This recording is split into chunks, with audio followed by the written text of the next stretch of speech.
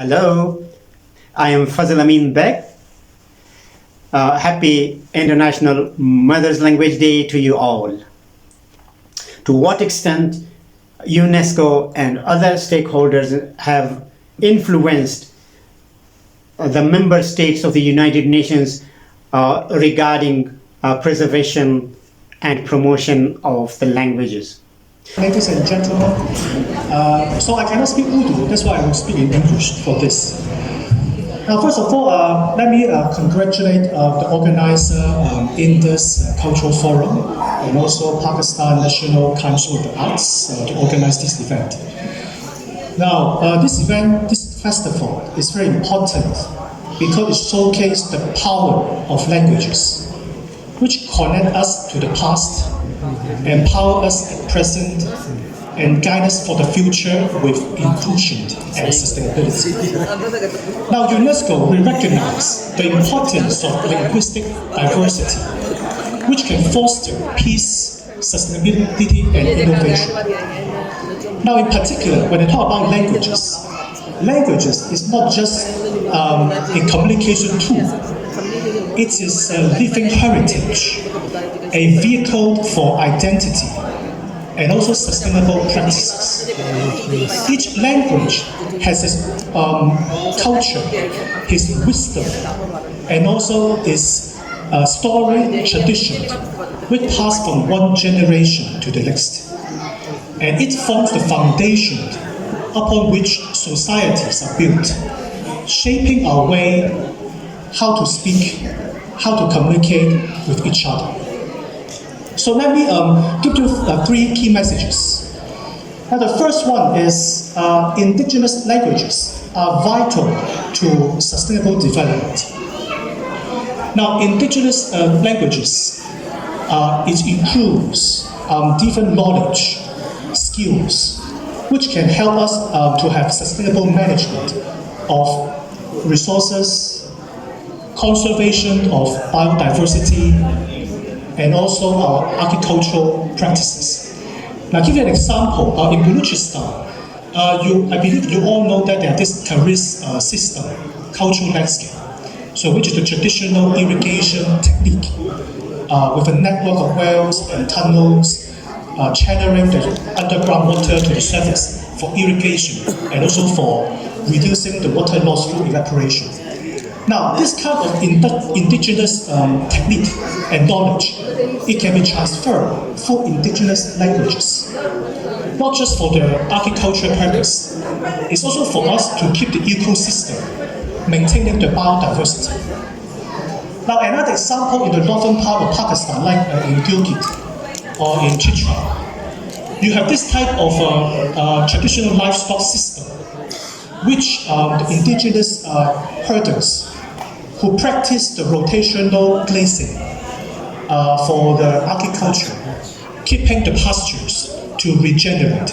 This is also another example showing how indigenous knowledge through the transmission of indigenous languages can help us to keep the ecosystem in the country. Now, the problem is if we lose this kind of indigenous language, we may risk isolating our communities.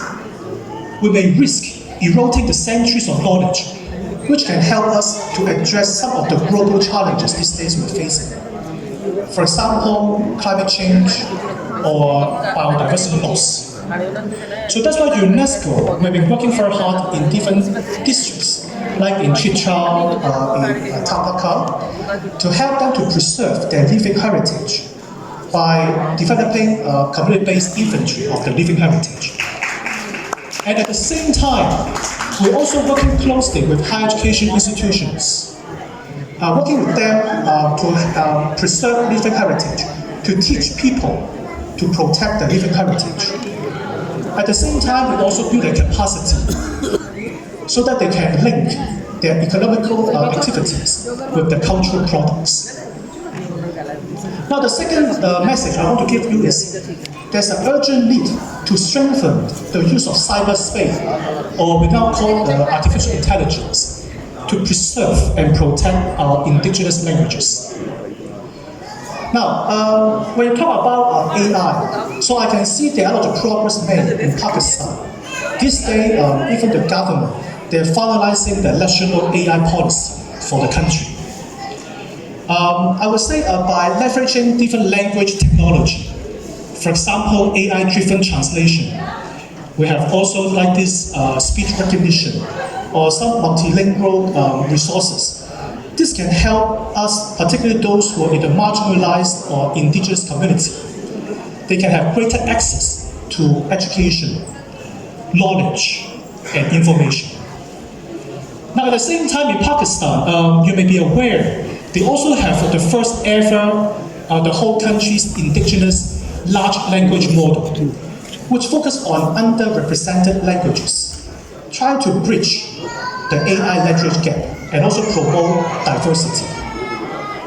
So you can see there's a lot of things happening using AI to preserve the language, but it doesn't come without challenges. For example, there's unequal access to technology.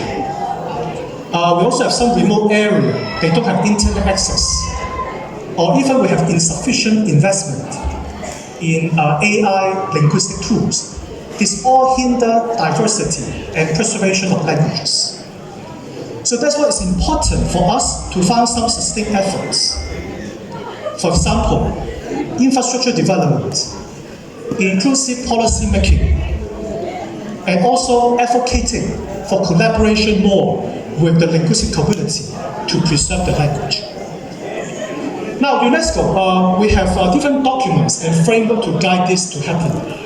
For example, in 2003, we have this recommendation regarding the use and promotion of multilingualism and also universal access to cyberspace. This also emphasizes how we use this to preserve our indigenous languages through cyberspace. Also, UNESCO, we also have a document, it's called World Atlas of Language, which is a digital platform to document global linguistic diversity with a view to showing all this visibility of different languages, at the same time to empower communities in language revitalization. So we do believe all this work we can help to preserve the languages in a better way.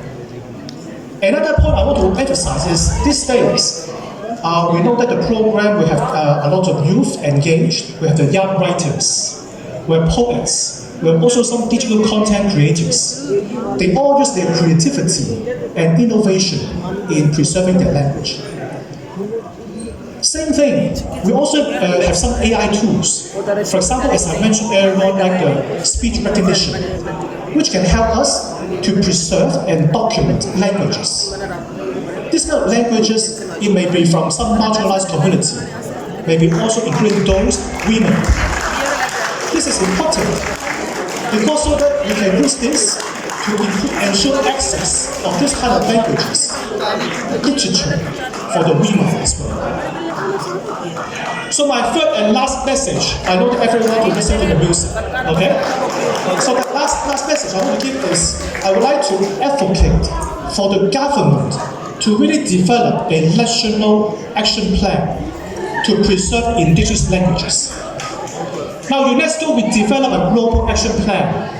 We call it International Decade of Indigenous Language, 2022 to 2032. So this is a holistic and coherent framework to talk about how we preserve indigenous language.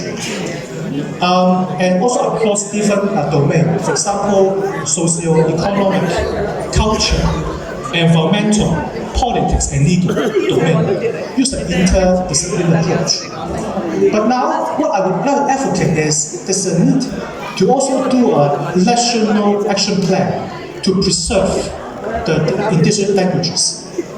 So how to do so? First, we need to ensure the government working closely with different indigenous peoples' communities, working with the private and public stakeholders in doing so. So UNESCO, we are committed to support, to provide technical assistance in this process, ensure alignment with all these global practices and also our sustainable development goals. So lastly, I would like to congratulate again the organizers. I think this is very important and timely. This is in the 10th year to do this event. I think we have to continue doing this. It's very important. In particular, like what I heard just now, we have 20 plus languages represented in this event, and many of you may be from different remote areas of the countries. I think this is important. That means that we are valuing all these languages and we bring them together in Islamabad to celebrate this Mother Language Days. Okay, so lastly, I would like to also mention that UNESCO will committed to continue supporting mother languages. And I believe together we can build a future where languages can be preserved, culture can be valued, and no voices will be left unheard. Thank you.